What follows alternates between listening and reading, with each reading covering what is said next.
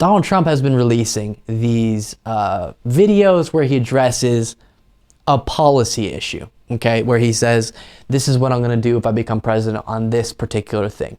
Now, as usual, policy, how serious is he really proposing things? Not super seriously.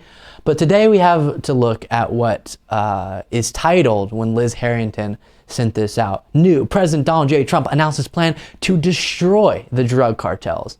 And I want to talk about, after we watch this clip of him announcing it, his plan, the dishonest nature of the conversation from many within the MAGA crew, the right wing, who obsess over fentanyl. Because fentanyl is a real problem. Real. And it is killing lots of people. And the way it gets across into the United States also is a real problem. And we're going to talk about the truth behind that in a second after we watch his announcement where he's going to destroy the drug cartels. Take a look. Fentanyl, heroin, meth, and other lethal drugs are pouring across our wide open border, stealing hundreds of thousands of beautiful American lives, and it's happening like never before in our history. Children are being left without parents, families are being ripped apart, communities are being decimated. Our neighbors and fellow citizens are having their entire worlds destroyed like nobody thought possible. Our country is being poisoned from within by the drugs and by all of the other crime that's taking place. The drug cartels are waging war in America, and it's now time for America to wage war on the cartels. In this war, Joe Biden has sided against the United States and with the cartels. They are making more money than they've ever made before, times 10. There's never been anything like it. They're major companies. They're bigger than even some of our biggest companies. Biden's open border policy.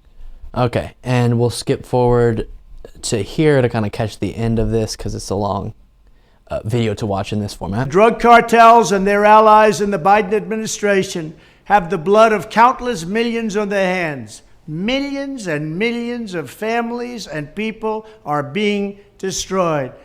When I'm back in the White House, the drug kingpins and vicious traffickers will never sleep soundly again.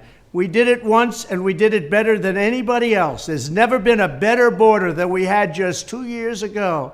It was strong, it was powerful, and it was respected all over the world. And now we're laughed at all over the world. And we're not going to... Border policy has stayed very similar over the last few years. Let that happen much longer. We have to take over, we have to be tough, we have to be smart, we have to be fair. But if we don't do something immediate... Okay, and in the middle, he walks through what you would call specifics. You can go watch that part if you want. Again, a little too long to watch all here. But again, I want to use that as a jumping off point to talk about fentanyl. And what is the narrative right now? This is really interesting, so stick with me. Around fentanyl. It's because of Biden's open border policy that, again, hasn't been much different from the Trump era. Yes, children aren't being ripped away from their parents, but for the most part, very similar. And under that they say exists, this open border policy, a lot of undocumented immigrants, is the way they tell the story, are coming across on the border because Biden's just waving them on in. And because of that, those undocumented immigrants are bringing across a bunch of fentanyl. And so if we could lock down the border, the fentanyl wouldn't be coming in. Now, number one, I want to say, as we've talked about a lot in today's show, I won't rehash the entire thing. Border, real logistical problems going on there, humanitarian problems, actual investment needs to happen in programs Biden attempted, got blocked by Republicans. There's an actual conversation that should be happening around immigration. How do we make it a humane process? How do we make our border secure? Yes, okay. It's not at all the solutions that many who fearmonger about it within the right wing say that it might be, but there are real solutions so that the best interest of the individual coming across the borders in mind and the United States, and it is organized and logistically good. Yes, okay. But the factual nature of how fentanyl is getting into our country is so mistold, or at least misalluded to by those who say that undocumented immigration is causing the fentanyl crisis. I think we shouldn't have any undocumented immigration because we have a more efficient and better legal immigration process, so people know they'll be treated fairly if they go through our legal immigration process. But just from a factual perspective, it is not true that increased undocumented immigration is causing increased fentanyl coming across on the border. Why? Because as we talked about, the vast majority of fentanyl seizures happen, and the way we document how much fentanyl is coming across is disproportionately at legal ports of entry, meaning people who are attempting to get through legally. Okay? Please, I know it's not a bunch of right-wingers watching this, so I'm not changing y'all's minds maybe, but we have to stop letting people misinform so much of the population on this. So this article from the Washington Post walks through the increase we've seen with fentanyl, which is, again, an actual problem. And right here it says, most of that in each quarter was seized at the U.S.-Mexico border in the period from the fourth quarter of 2018 to the end of August 2022. An average of 87% of seized fentanyl was stopped at the southern border, but most of that was stopped by OFO at border crossing points.